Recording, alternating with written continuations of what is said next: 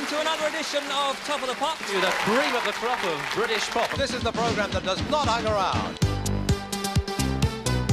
1981. Top of the Pops in its 17th year.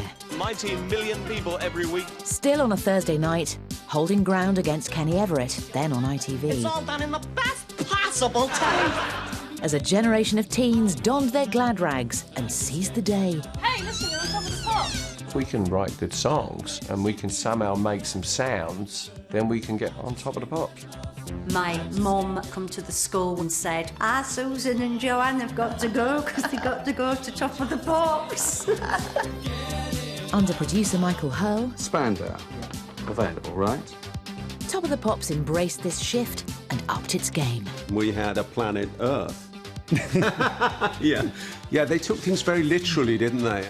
And the show got cutting-edge titles as the studio was reborn as a full-on 80s party. And we got something brand new for you tonight.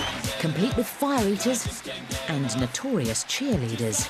And I always took a bit of a dim view of them being anywhere near me.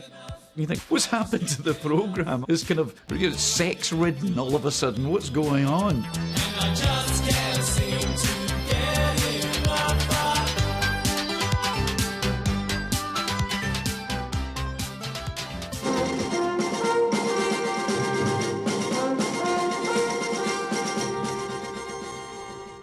And so it's official at last. Prince Charles is to marry Lady Diana Spencer. I think it's marvellous, really do. Very nice, very nice. Spring 81 came loaded with new intentions. What did they have in common? Chris, what a difficult question. What do you think we got in common? Sense of humour. But a royal wedding and the first affordable home computer, And far and away the best example here is the Sinclair ZX81. couldn't hide this. The number of people out of work is still on the increase. More than 1 in 10 of Britain's workforce is now out of a job. I grew up in the 30s with an unemployed father. He got on his bike and looked for work, and he kept looking till he found it. But if the real world was in recession, the pop universe was in escapist recovery. After a sales dip in 1980, entertainment was back in vogue. The arrival of the New Romantics at the end of the year had glammed up the charts, and the cult was now spreading out of London.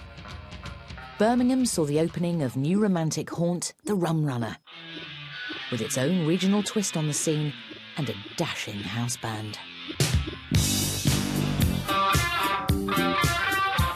The Rum Runner was like a lot of kids went back towards Bowie and Kraftwerk and this kind of European, there was a little bit of disco in there and it was a little bit more flamboyant. There was references to the film Cabaret. It was a lot of fun, great energy, great music, fantastic sound system they had in there. In comparison to the scene I'd been part of in Birmingham, which was sort of two-tone, X's Midnight Runners, UB40, sort of lots of bands playing in back rooms of pubs and little halls, this felt really posh and dressed up and a bit intimidating and a little bit pretentious. You just know when things are going to take off. I went to a pub one night and I got 30 bits of paper. I just started a breakfast show. And every request was for Planet Earth. These are all different people. I've only played this song twice on the breakfast show, and everybody wants this song. I said, they're going to be enormous. And spinning like an apple just outside the top 40, Duran Duran.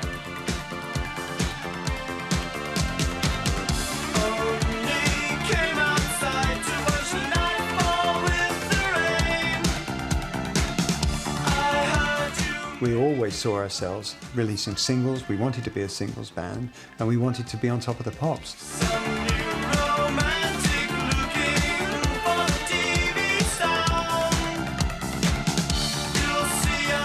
The song itself, when we wrote it, we took all the elements that we liked and merged the sound, a little bit of Giorgio Moroder, a little bit of chic, disco, dance groove, and a little rock guitar, and a little bit of glam, and suddenly that was our sound.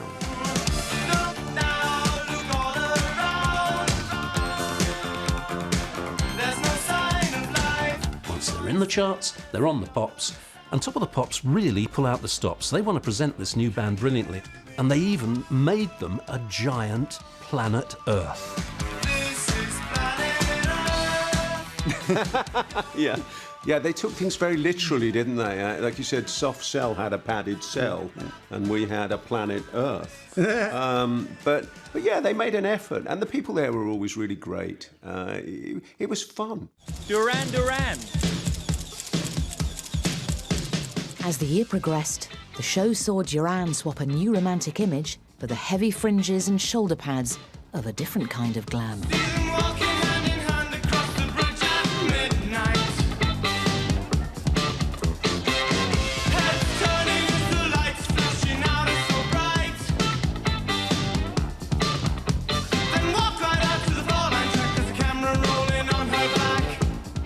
Punk ethic felt at the time very anti-fashion, whereas this felt like it was all about hair and makeup and dressing a certain way, and also felt like you had to have a certain amount of money to buy those clothes.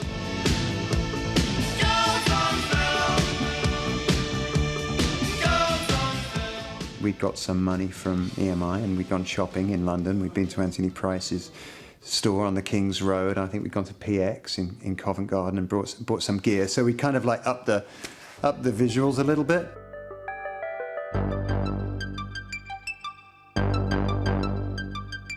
While Duran were swanking it up in Chelsea and putting down the deposit on their yachts, the locals of Southend, embracing a DIY punk ethic, were going electro. Such a small affair, not someone closing like the nightclub door. We used to rehearse really a lot. There was nothing else to do in Essex and Basildon. Here again, and when you speak, I watch you move away and seem so sure. We were playing music for our friends that we could dance to, move to, that our friends would like too.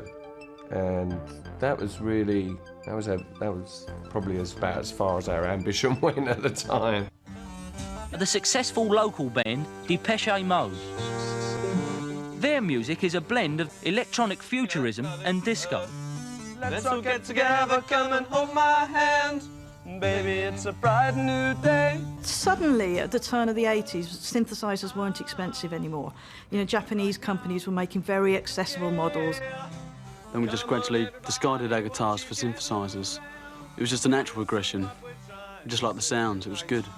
With Depeche Mode, what you had was some young kids making a pop band at home and making these incredible sounds.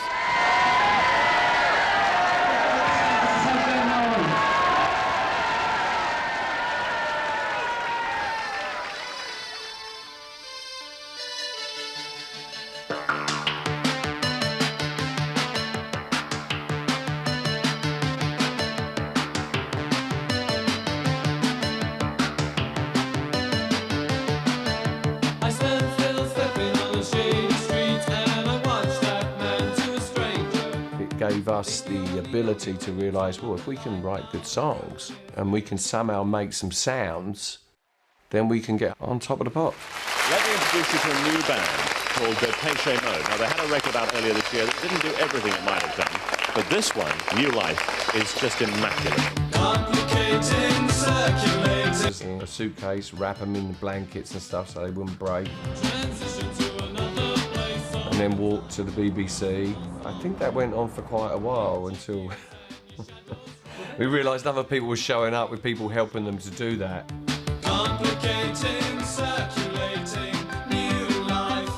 Dave Gahan got into futurism by commuting to trendy London clubs from mums in Basildon. There wasn't any of that flash. It kept pretty down to earth for a long time. We were young, you know, I mean, we were still teenagers.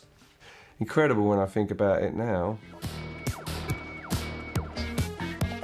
The cute, all-ears charm of a young Depeche Mode won them a string of hits and Top of the Pops appearances. Something that had eluded Sheffield's finest synth band, even though they'd appeared on the show the year before.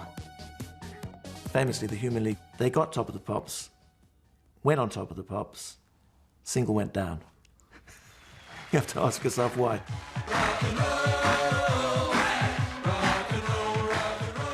The blokey and art school version of Human League failed to charm the charts,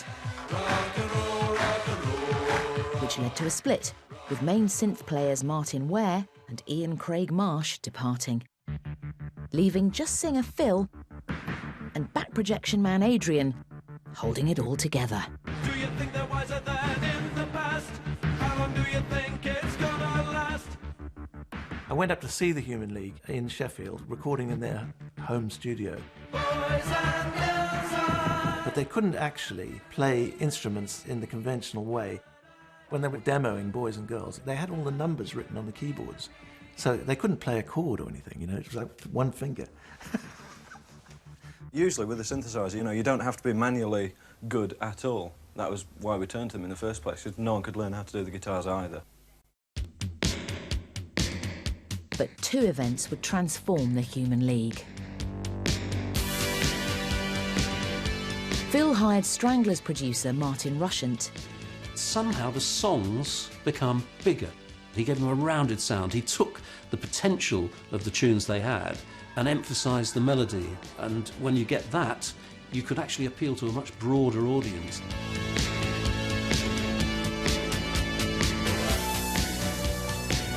And Phil, thinking of the band's image and appeal, headed into Sheffield's clubland and persuaded two teenage girls he met on a nightclub dance floor who'd never performed professionally to front the band with him. We were both 18, we were doing A-levels at school. My mum had got a phone call. She had to come to the school where Joanne and I were having an English lit lesson.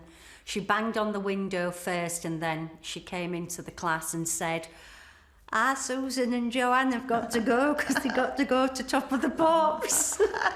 And everyone hated us in sixth form anyway, so they were all like, Put your hand in a parting wave, pass around. They very much were the girl in the audience. Actually, the Top of the Pops audience, they were just ordinary fans.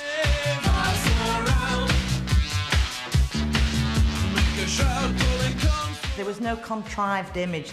Our clothes were what your mum had bought us as a jumble sale. no, that black dress my mum used to wear, the black dress you wore was right. one of my mum's. Was one of her mum's original dresses. Yours she'd got from a jumble sale.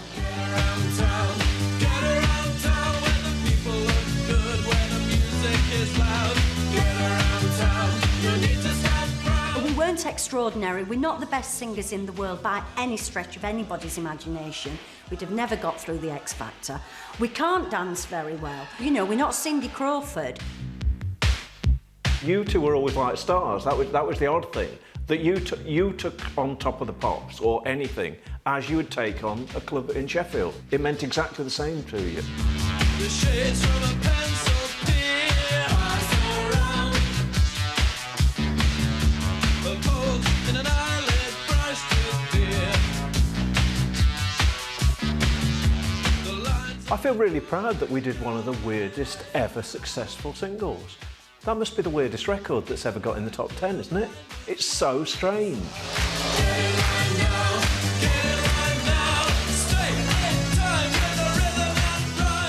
It was a very empty record. And it had motored along in a sort of a cavernous, threatening way. And then we hit the bit that we nicked from Iggy Pop, where it goes, And why did people buy that?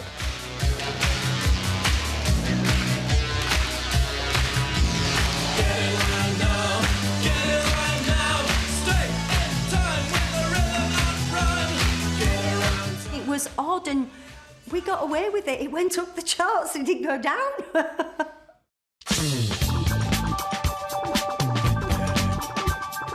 In '81, a generation of kids from the clubs came up with a new, joyful take on pop music. And moreover, they pioneered a novel way of presenting their songs on Top of the Pops. pop videos are a growing phenomenon, capturing large slabs of free airtime on pop and children's shows. This year, Top of the Pops has transmitted more than 20 pop videos. Also doing well in the charts is Mr. Cliff Richard. He's wired for sound and vision. Music promos weren't exactly new, but this year the young guns showed their elders, yes, you Cliff, how to get the most out of them. They're wired for sound. Into the car, go to work, and I'm cruising. There are sort of two styles of video in 81. Traffic flows. There's the old ones, like the old style. I mean, like Shakey's This Old House. What does Shakey do? He stands in front of an old house and mimes. Ain't got time to fix the shingles. Ain't got time to fix the floor. Ain't got time on hinges. No two men, no window pane. It seems during 1981 that videos somehow, they just changed. Something, they stopped being straightforward miming performances of songs. One synth band who'd make a huge impact with what would perhaps prove the most popular video of the year was Ultravox. I remember going to the record company and asking if we could make a video with this great idea, and they just said, why? What's a video going to do? And I had to kind of explain. Here's me, some geeky artist talking to the record label, trying to explain that with your own video you could be on multiple TV shows on the same evening, all over Europe, all over the world, whatever. And they eventually went off and we borrowed the money to make the video because they didn't get it. We walked in the cold air. The opening sequence, there's a horse running along the cobbled streets. That's in Covent Garden before it became the tourist trap that it is today. Freezing breath on a window pane, lying and waiting. There's a bit where this young lad gets shot for whatever reason, and that was in Kilburn State Theatre. A man in the dark in a picture frame, so mystic and soulful. And there's a girl dancing on an empty stage. That was in central London. And then we all piled into this plane and went off there and shot all round Vienna for a day to shoot the rest of it.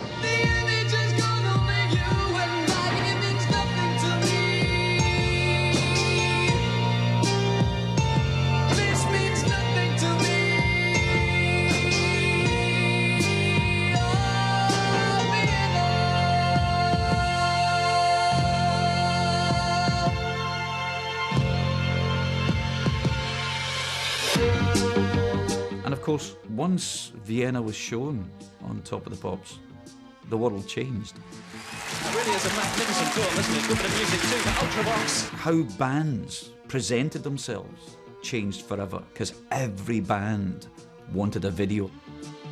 The video was shown repeatedly on Top of the Pops and helped propel the band to number 2 for 4 weeks running. Held off the number 1 slot, of course. What's the matter, you? By an Australian Italian with a mandolin. What do you think you do? Why you look so sad? It's not so bad. It's travesty. A place. Shut up in your face! At the same time as Midge was keeping the number 2 spot warm, elsewhere in the charts. All right, so Visage, Steve Strange, about to have himself painted. It's called Fade to Grey.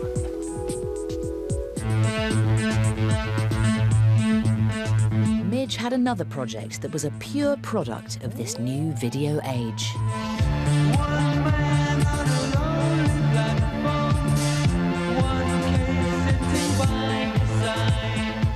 This was something that was never intended to perform live. It was a studio project, and we never ever appeared as a band. Visage was a product of the video generation. Never will you see these people in the same room together. The personal appearance becomes less important. Getting your image out through these videos becomes the prime way of exposing your music. Look at Adam and the Ants. How many weeks at number 1 during 1981? 6, 7? He didn't do a live spot in Top of the Pops during that time. He was represented by his videos. A real revolution.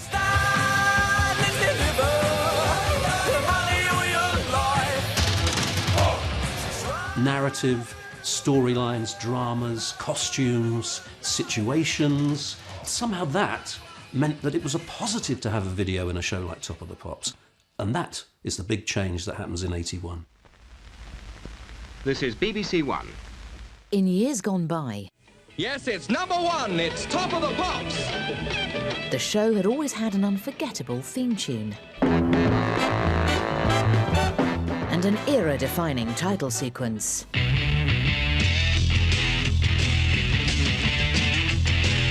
Featuring eggs, oranges, and Action Man. But by the start of '81, as we moved into the pop video age, the show's theme tune and titles had both gone missing. You're right, it's Top of the Pops. And some great music tonight. We've got the Pretenders to start the show with a message of love. Yes! In the summer of this year, producer Michael Hurl set about commissioning a title sequence that would place the show firmly in this new decade.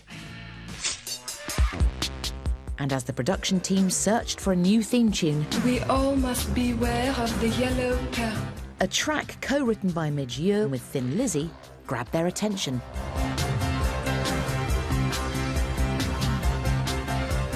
The original recording, it was quiet and it was small and it was very thin. But when I was asked to do an instrumental version, I put proper drums on it, big kind of Burundi tom drum, which gave it a whole different flavour. You've got the big synth melody,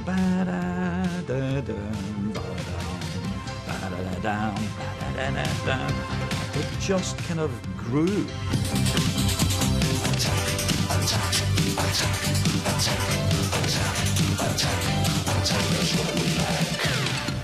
With a theme tune in place, young in-house graphic designer Mark Ortmans began devising a new title sequence, inspired by the idea of records flying through the air.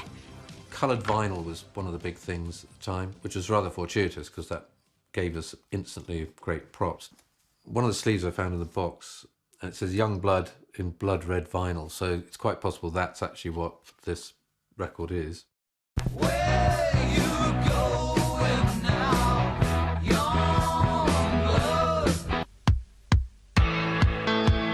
way it was done was we set the camera up in the ceiling of the studio. A big box on the floor full of dry ice. So it was, we got this bubbling cloud.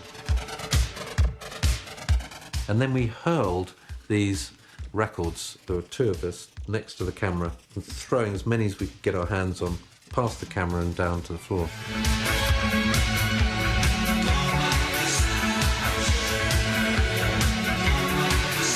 As you can see, this one had a bit of an accident on the way, and most of them did actually get broken. The trick of making them appear to come right up to camera and just miss, but never hit, is by reversing that film. So they seem to come out of the clouds, but come dramatically close to it.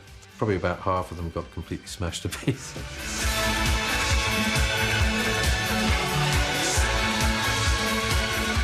Mark finished the day by filming the show's logo cut out of reflective steel and a hydraulic hammer smashing a pink screen print. He then set about editing it all together. Nobody cut things fast. Nobody cut things really tightly or rhythmically. As you know, the film, when you're cutting it, you're literally sticking it together with sellotape and a splicer. And I seem to remember that cutting copy was more sellotape than film. By the time we finished, we just had... All over London, foreign television crews have been holding last-minute conferences to ensure nothing has been overlooked for the big day. With a predicted worldwide viewing figure of close on 700 million, the royal wedding is the biggest audience catcher in the history of television. For days, they've been beaming pictures back to Tokyo. Is your head heavy? No, not particularly. No?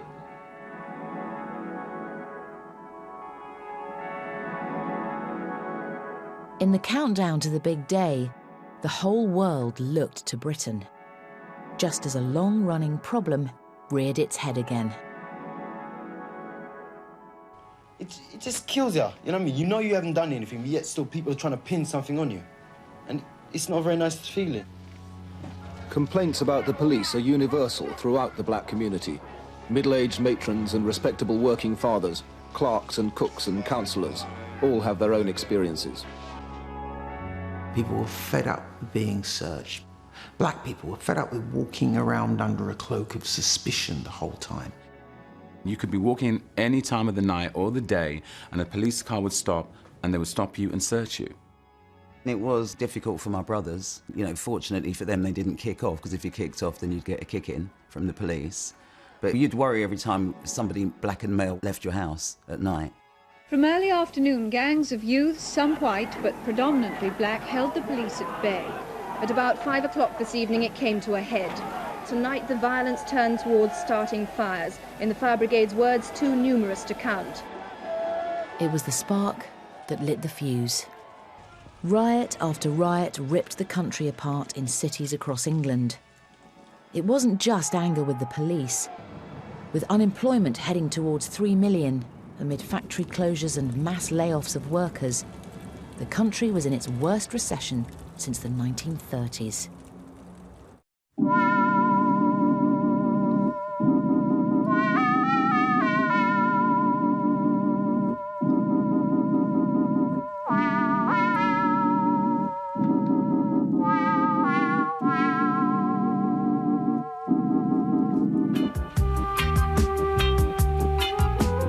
Great pop music just gets the pulse, gets the zeitgeist, and Jerry Dammers just taps straight into that with Ghost Town. This town is coming like a ghost town. All the clubs are being closed down. The song took about a year to write it all. I was messing about with the tune, first of all. The lyrics came afterwards. Bands won't play no more. Too much fighting on the dance floor. It was based on what we were seeing touring around the country. We did a gig in Glasgow, and there were little old ladies selling their household goods. And in Liverpool, just driving into the city, and you know, all the shops were boarded up. It was just a very strange atmosphere.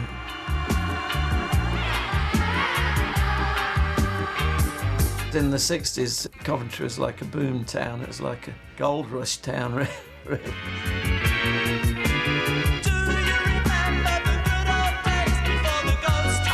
That had all gone pear-shaped, obviously, so I had this very joyful middle eight in the middle of the song, which was very commercial and sort of sing-along. It was a very strange coincidence that this was going up the charts and the whole country was erupting into rioting. The sus laws were in full effect, so the song was written in reaction to that. That's the line, people getting angry. Can't go on no more. People getting angry. It was an amazing thing that a song like that could be on Top of the Pops. You know, the fact that it was on a Thursday night, kids could discuss it next day at school. And also they had time to buy the record. It's almost like people voted with their cash for like political ideas, you know. It's strange, but that's what they were doing in a way.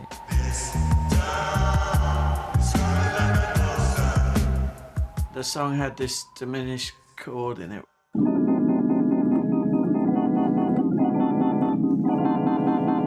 Which was the devil's chord in the Middle Ages, that people were banned from playing it on pain of death.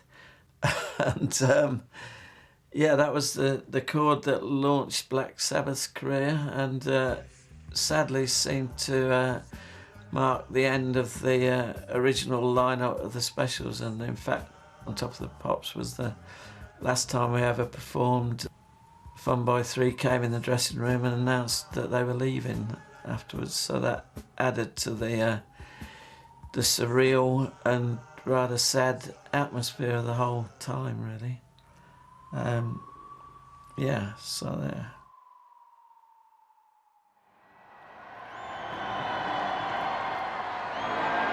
And so London now sees for the first time their Royal Highnesses, the Prince and Princess of Wales. It is the happiness of the crowds It is as though a whole nation was gathering in front of Buckingham Palace saying, yes, we do respect law and order, yes, we can be happy, yes, we do like each other, and we do like being British. If Charles and Di were 81's golden couple, That's what everybody's been waiting for. 22 years earlier, a pop dynasty was in the making. 1959's wedding of the year saw British rock and roll star Marty Wilde marry his teen sweetheart, singer Joyce Baker. Each night I ask the stars up above, why must I be a teenager in love? In the 60s, Marty turned songwriter for Top of the Pops star Lulu. I'm a tiger, I'm a tiger, I'm a tiger, I'm a tiger. And in 81, it was his daughter's turn. We were all living at home, me together with my dad Marty and my mum Joyce and my brother Ricky. He and I had bedrooms next to each other upstairs. He had left school and he joined my dad's band, and so he was becoming a very good musician. The Wasp synthesizer was in his bedroom, and I do remember hearing the bloody thing making such a racket. And, you know, it had this sort of incessant was enough to drive me insane. But little did I know he was writing the song that was going to change my life. Ricky had gone up to London to meet Mickey Most to try and get a record deal. Of course, you know, there's me, all the ill ears. I go, oh, I'll come up as well. I made myself look the best I could that day. I'd just been to the hairdressers and had my hair all dyed blonde. And I just walked in determined to make something happen. Mickey Most really took to Ricky big time. He spotted me and asked my brother if I could sing, and the rest is history, really. Looking out a dirty old window, down below the cars in the city go rushing by. I sit here alone and I wonder why. Friday night and everyone... You see my first performance on Top of the Pops, it looks like I'm snarling at the camera.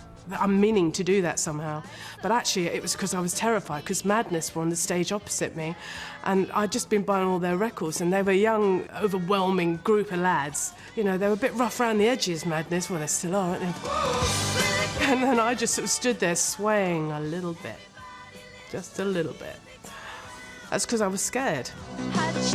Give me no problems. Much later, baby, you'll be saying never mind.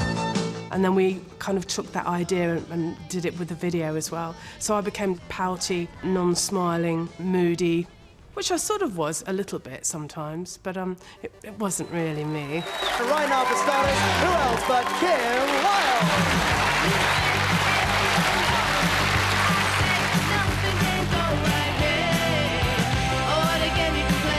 Kim Wilde hit big. It's Kim Wilde, new video, quite an interesting one, that, and good morning. Good morning. How are you, all right? Yeah. But Kim, just a young 80s teen at heart, struggled with her traditional it-girl image. Kim Wilde and her friend Claire are attracted to a small shop where you can buy a whole outfit for just £5. Is this the sort of stuff that you like to buy from here? No.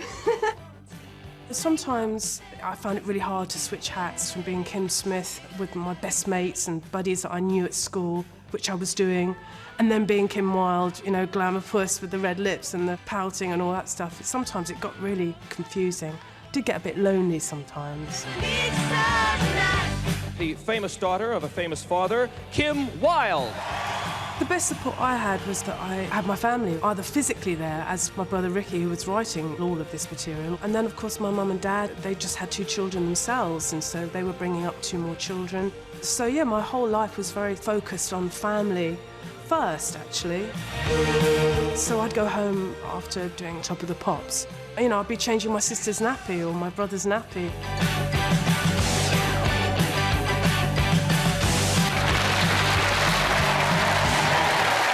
Back to the chart to number 14, it's Kool and the Gang and Steppin' Out. For years, American R&B acts had had a huge presence on the show. But in this year, a genre would emerge that was a distinctly black British response. At the time, the Americans had become really, really slick. You work hard, Lots of American musicians at the time, they were coming out of various music schools and everything, where the bands over here were just literally off of the street.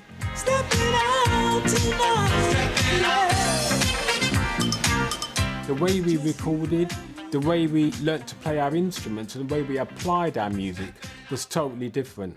And often we wouldn't go out there wearing sequin clothes and, you know, shiny gear. We were just like street kids. Everybody had their own identity. There was a uniqueness. We didn't sound like someone else's remix. We were all very, very different. London is made up of all little villages, and depending on where you come from, that's what you do. Say Beggar & Co.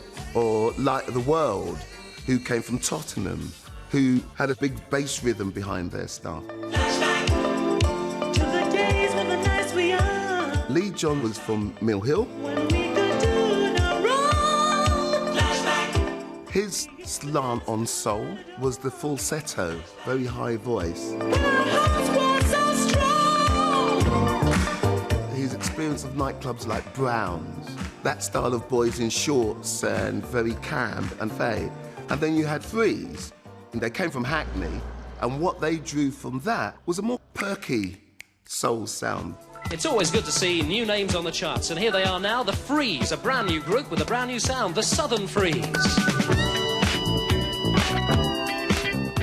With Ingrid, she was very, I don't care sort of attitude. She was actually singing slightly like she was singing Cockney. You know, like she didn't care. Love, saw it in your eyes, sensed it in your smile. In 1981, I was a social worker in a children's home in Hackney. When I saw you on the floor, doing the Southern Freeze, I knew you. I just think it's about being authentic. It's about being yourself. I'm from North London. I'm not going to compromise who I am for the sake of anything, really. And that's why I did it as me. In the way you move, like very much. Top of the Pops was a bit of a shock. You get a phone call, you get told to come down at least 3 hours before you actually appear. So you've got all this time to waste. Then they show you the BBC bar where, like, a pint of beer cost about 10 pence in those days. And there's all these middle-class old men who are intrigued by this black woman in tails and a bow tie and keep buying me drinks because they were going, fascinating, fascinating. And then so by the time I got on stage, I'm a little bit squiffy. First of all, they play the intro of the song and I walk up to the mic and it's not even pretending to be a mic. It's just a bit of metal in a mic stand, no wires on it, no holes in it, and I burst out laughing.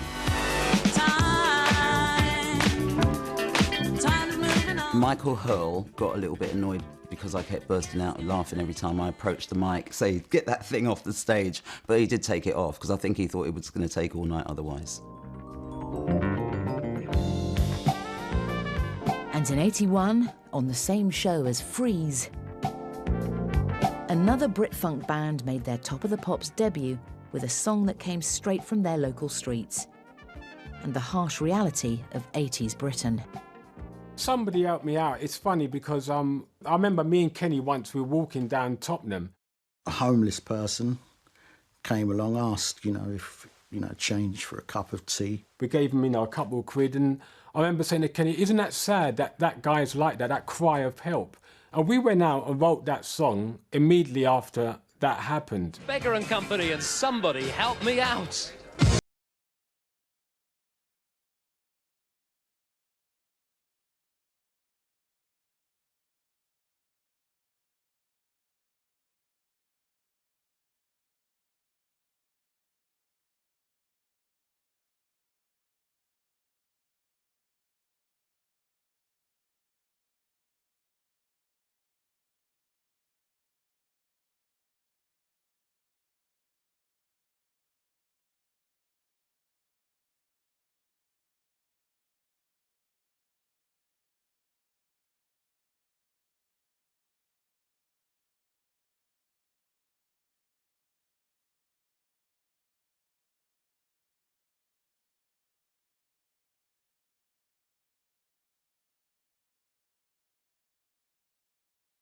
If anything, no band in the soul funk fraternity had ever sort of dressed down in the manner that we had.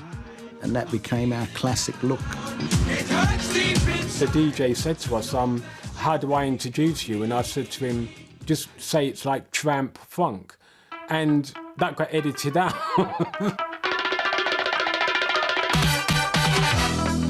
Even bands like Spandau Ballet picked up on this sound. They got Beggar and Company to play on chart number 1. Fantastic. Heavy bass funk tune.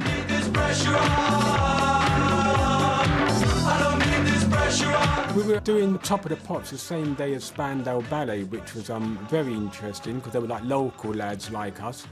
They were totally knocked out by the horns. So they asked about a collaboration.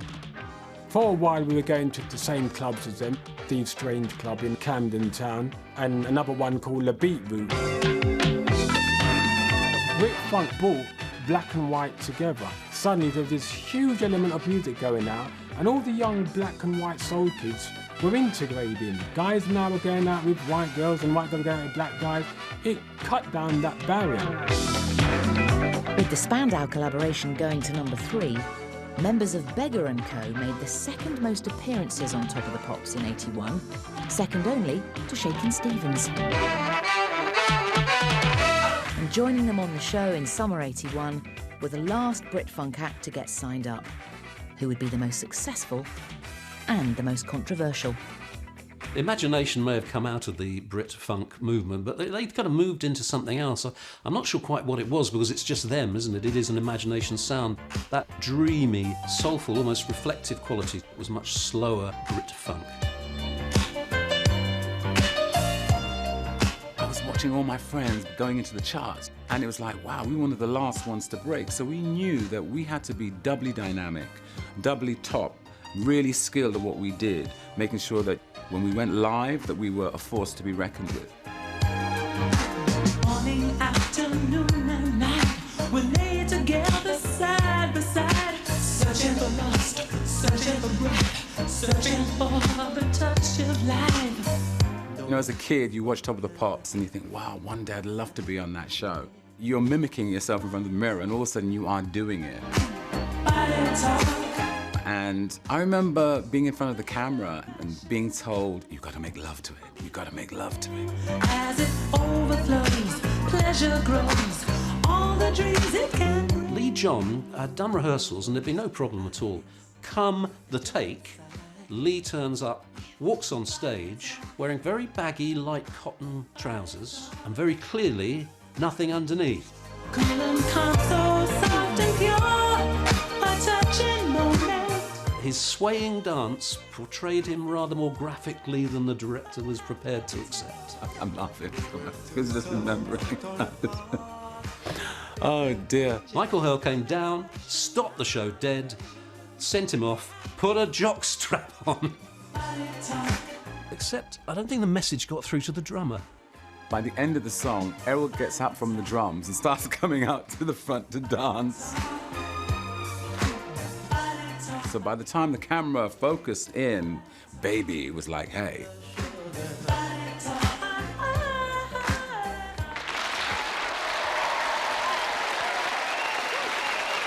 Very talk, and it doesn't leave much to the imagination, does it? I ain't gonna stand for me.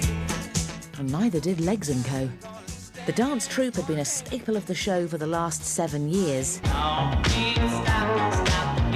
But in this year, they increasingly found themselves wearing less and less. Now then, here's Legs & Co. with something shocking for your eyes.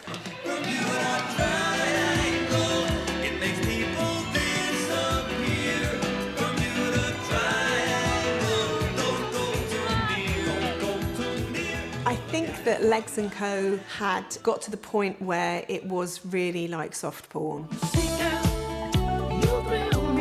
They were in the tiniest clothes possible.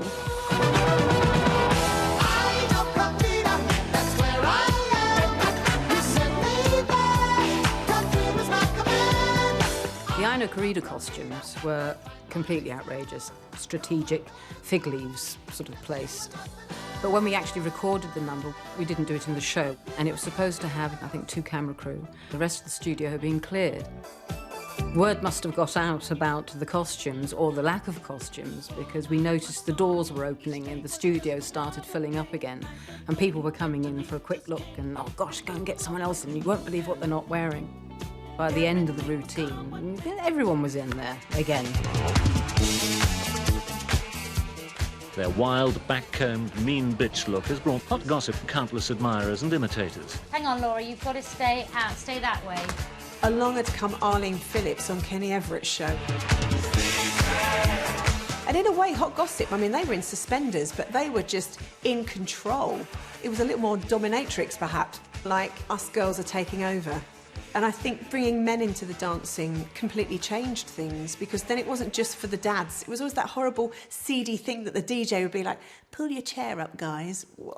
And ladies and gentlemen, this is where Dad, you pulled the chair a little closer, Dad, because it's time for the heavy breathing, Dad. There's no doubt about it at all, because we have 6 very beautiful girls for you. They are Legs & Co. Suddenly, Legs & Co looked really outdated. This was the way the show was going. It's getting kind of late now. We were aware, certainly by July, that the writing was on the wall for us, and we were sort of into our last few months. Stay now, or will you just politely say goodnight?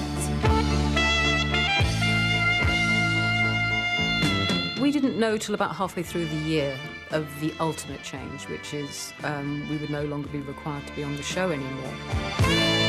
One of our final performances as a group was to the Birdie song.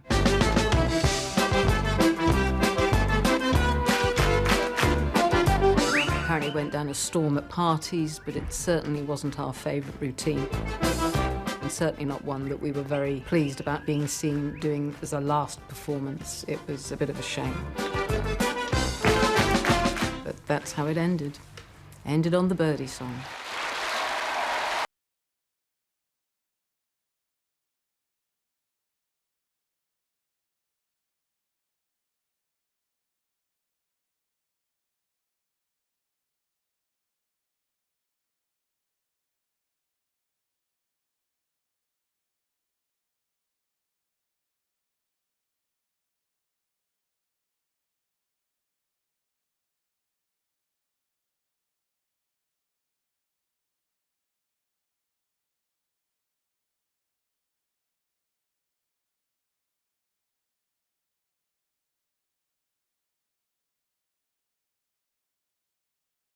Dancers and amazing technical dancers.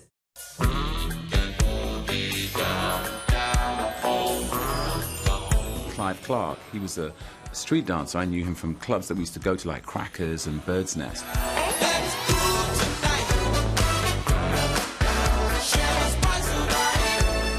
I entered the Disco Dancing Championships. After winning, I did an audition for Top of the Pops. They said, right, you're on the first show.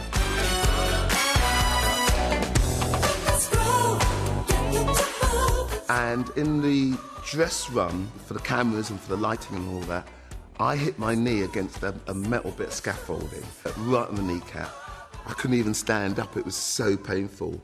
Flick said, well, Tony and Pinky, who I knew really well, fantastic dancers, they had worked with Kelly Marie. They said they're ready to take your spot.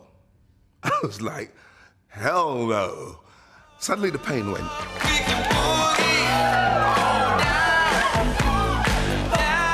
That competitive spirit against arch enemies of the dance floor, I was never going to give it away. They'd have to kill me.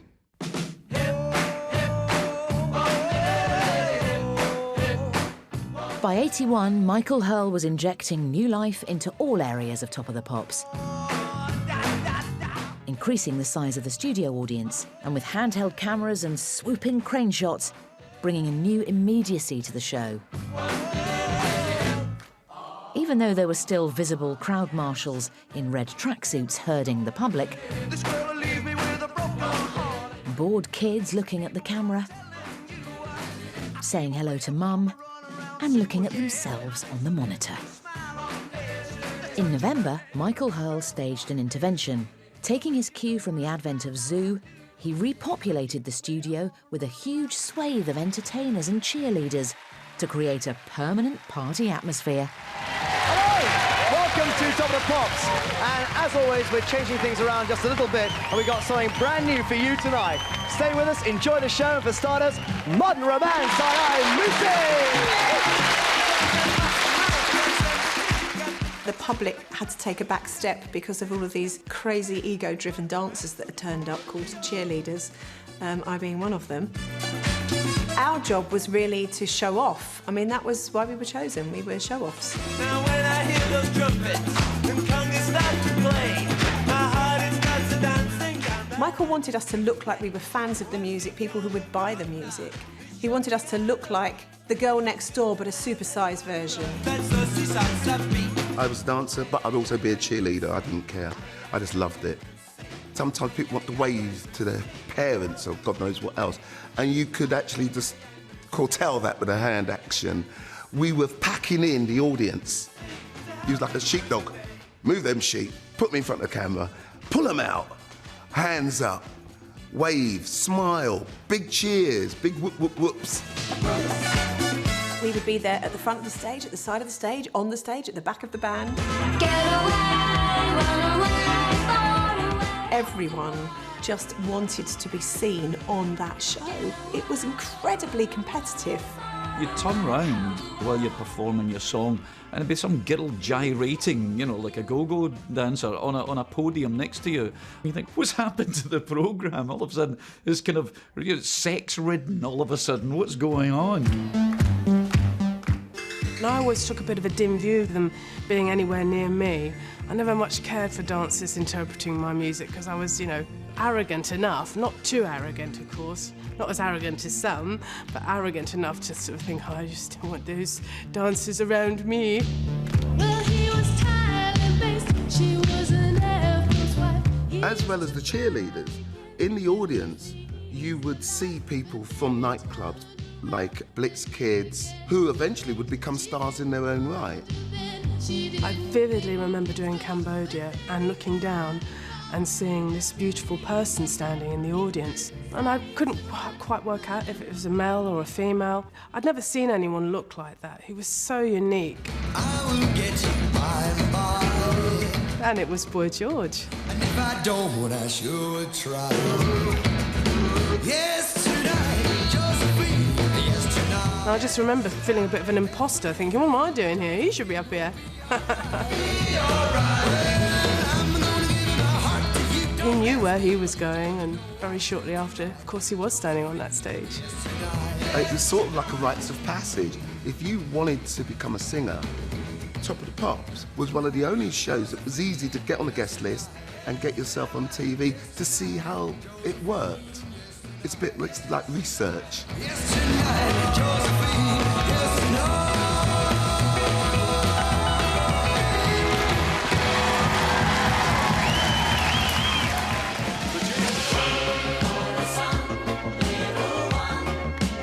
Michael, we can all feel that it's cold, but exactly how cold is it? In fact, it's so cold that I had to get some more temperatures made this afternoon because we just haven't had cool for temperatures as low as -16 or indeed -20, which I'm using on the chart for this evening.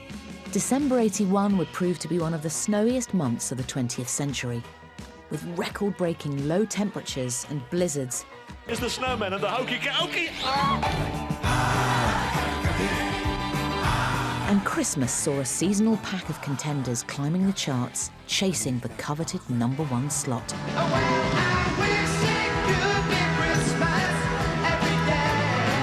But what few had their eye on was the synth-pop dark horse coming up on the rails. Least of all, the band themselves. We'd had 3 singles from one album, Sound of the Crowd, Love Action, Open Your Heart. And we thought that the public would be fed up with us, didn't we? We thought they'd be bored, that they'd had enough. And the record company were putting Don't You Want Me out, and we said, no, it's our sort of Des O'Connor song, I think is what we said at the time. Hence, last track, side 2, bit of a gap between one before. I'm sure what they meant by it being their Des O'Connor song was that it's a little bit cheesy, the sentiment. But we'd held back Don't You Want Me, because we thought that was the best.